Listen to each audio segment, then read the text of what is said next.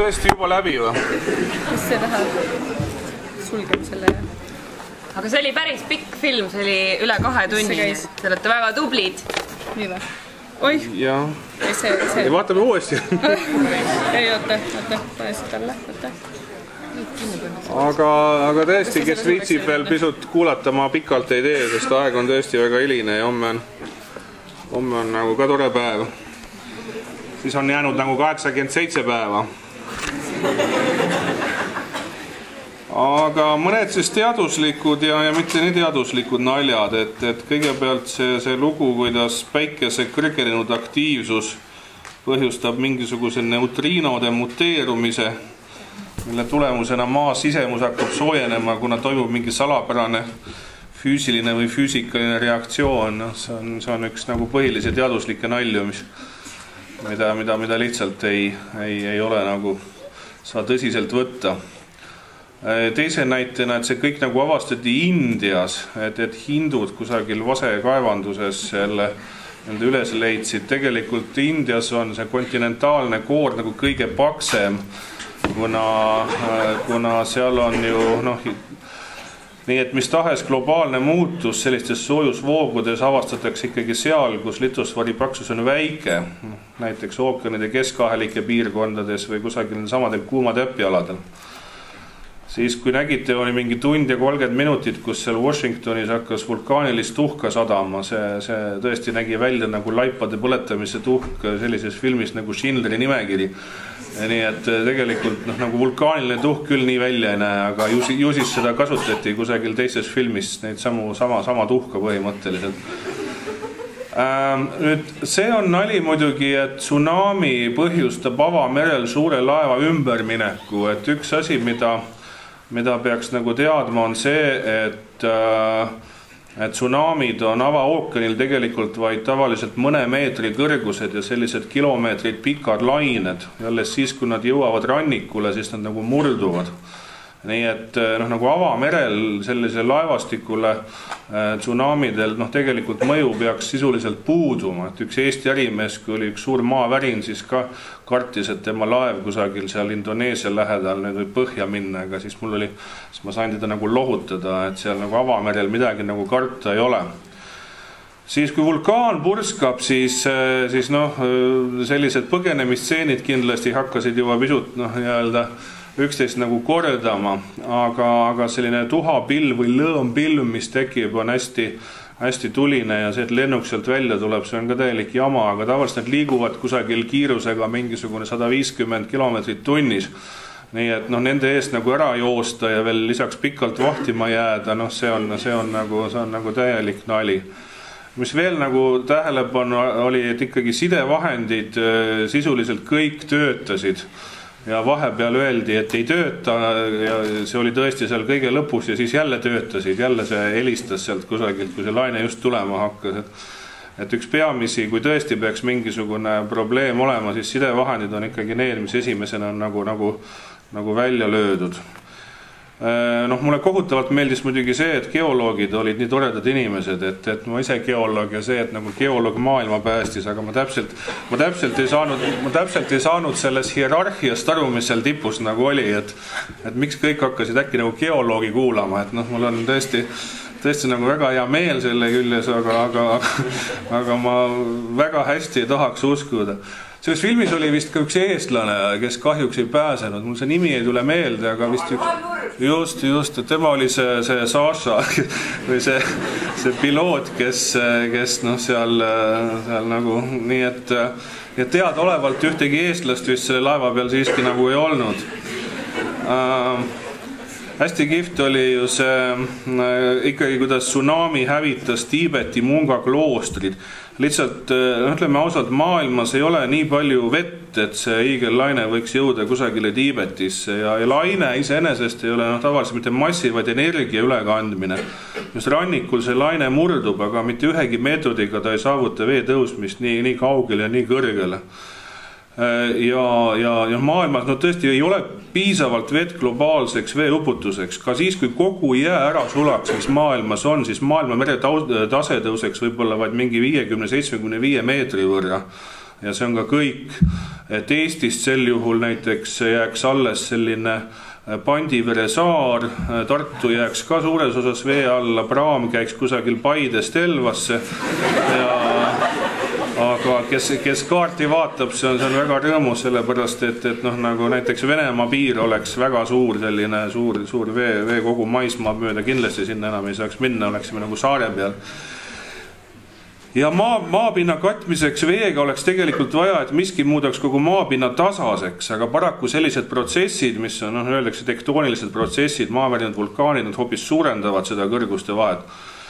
See magnetpooluste rändamine ja vahetus paari aasta jooksul, see on kogu geoloogiline andmestik näitab, et magnetpooluste vahetus võib toimuda, kuid see on pikaajaline protsess, see toimub mingisuguse mitme tuhande aasta jooksul, et sellist teooriat kindlasti pole olemas, kuidas see järsku toimub.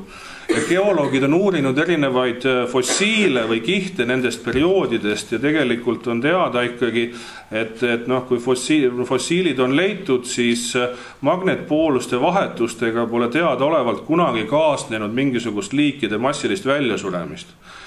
Kaelkirjatkud elevandid olid ka hästi kihvtid muidugi, kuidas neid viidi, et see oli tõeline šedööver.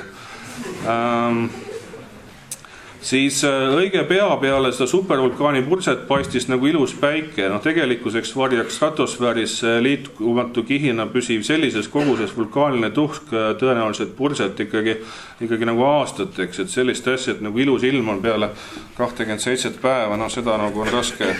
Lennukiga lennates kuidas mandrid nihkusid mingisugune 1500 miili lühemaks, see on ka paras nali, et ma just lugesin teile samme, kui palju tavaliselt kontinendid liiguvad 100 aasta jooksul mõned meetrid, nii et selline kiirus, see kindlasti on täielik jama. Siis igale laevale pileti lunastanu pidi maksma €1 miljard iga pereliikme eest.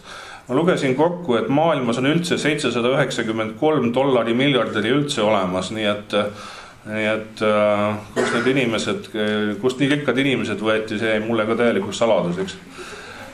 Ja loomulikult, et kõige kihvtimad olid need pikad dialoogistseenid ja südantlõhestavad kõned olukordades, kus on nagu vaja otsustada sekundi jooksul ja siis suur kallistamine ja aplaus, kui üks inimene vee alt välja pääseb, samas kui on hukkunud ligi 7 miljardit inimest, nii et nagu põhimõtteliselt ei saa aru, kõik inimesed ju teavad, et nagu kõik nende omaksed on surnud põhimõtteliselt mujal või igal pool ja siis üks inimene pääseb vee alt välja ja siis kõik plaksutavad.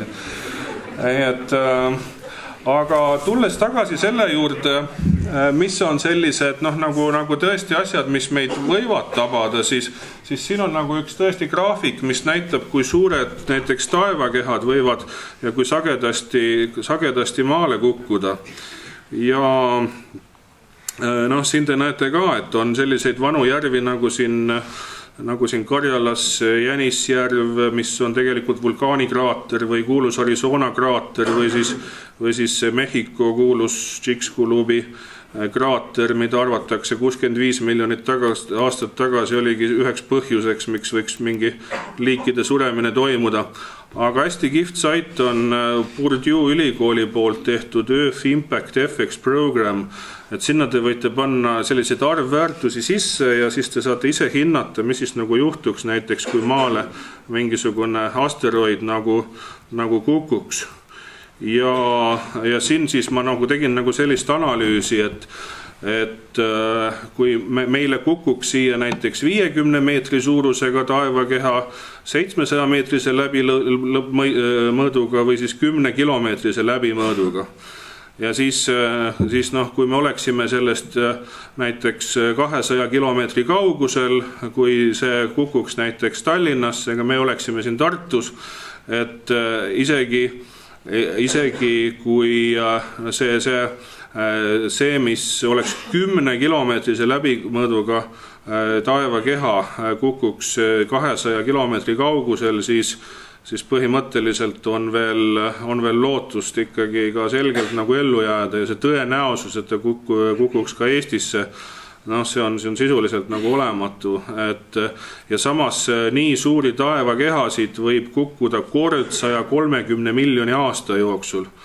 et läheme siis natukene nii-öelda väiksemaks, see, et meile 700 meetri läbimõõduga asteroid kukuks jällegi näiteks Tallinnasse, siis ka sellisel juhul siin nagu Tartus oleks ehk vaid kusagil siis 4,5 millimeetri paksune selline sõnaga tuhakiht, siis õhulaine 10 minuti pärast tuleks 35 meetrit sekundis, nagu hästi tugev tuul, aga põhimõtteliselt oleks see ka kõik selline kõikumine oleks 40 sekundi pärast suht tugev. Nii et nagu selle tõttu ikkagi need asteroidi ohud on ka üle pingutatud ja ka see 700 meetrise keha tõenäosus tegelikult on kord 270 000 aasta jooksul. Nii et lihtsalt kogu see loogika ongi selles, et me nagu geoloogilises mõttes elame niivõrd lühikest aega siin planeedil, et karta või arvata, et selle aja jooksul midagi katastroofilist juhtub, on nagu niivõrd väikese tõenäosusega. No miski ei takista seda, et tõepoolest asjad nagu toimuvad ja ka see, et selline kuupäev on nagu välja valitud, mis teaduslikus mõttes ei erine absoluutselt mitte millegi poolest ühestki teisest kuupäevast. Samas väga huvitav muidugi saab olema, kui midagi sellel kuupäeval ikkagi nii-öelda nagu juhtub, et eks me ootame seda 287 päeva ära, aga ükski teaduslik teooria ei näita, et see kuupäev võiks olla nagu millegi poolest eriline ja midagi siis võiks nagu toimuda. Pigem jah, ma arvan, et see paanika, mis oli paar aastat tagasi, on hetkeks nagu vaibunud, siis räägiti veel rohkem mingisugusest suurest salapärasest planeedist, mille nimi oli Nibiru või Niburu või mis iganes, mis nagu pidi olema hoopis teistsuguse orbiidiga ja tulema ja siis kõik ootasid seda planeeti ja vaatasid ja ei tulnud. Nüüd ta peaks olema juba väga-väga lähedal, aga ikka kusagil pole. Nii et sellised need teooriad on ja et kui kellelgi, aeg on väga hiline juba, ma ei hakkaks nagu pikemalt tegema, kui kellelgi veel mõni küsimus on, siis võiks...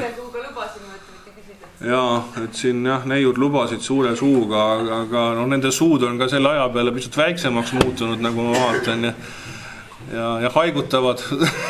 Ei haiguta. Aga on kellelgi mõni kiire küsimus?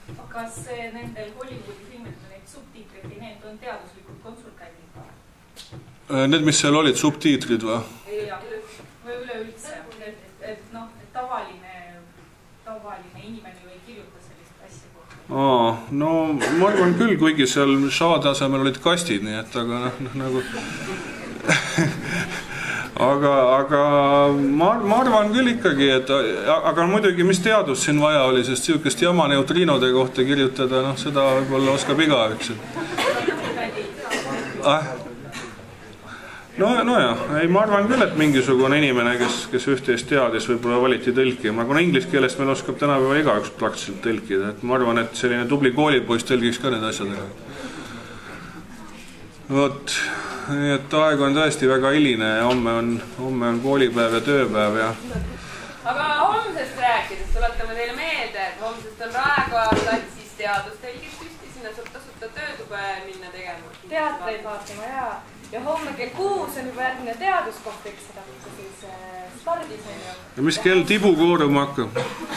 Seda täpselt kellaajalt ei saa öelda, igaüks omal ajal. Ma jätkan siis ja kell 8 homme õhtul on järjekordne filmijuht, kuhu ta tegama kõik on. Ja homseks me leiutame midagi välja, et teil nii kitsas ei oleks. Kõik homme peab kõik tagasi tulla, ärge poleks siin rohkem. Aga teeme veel suure aplausi.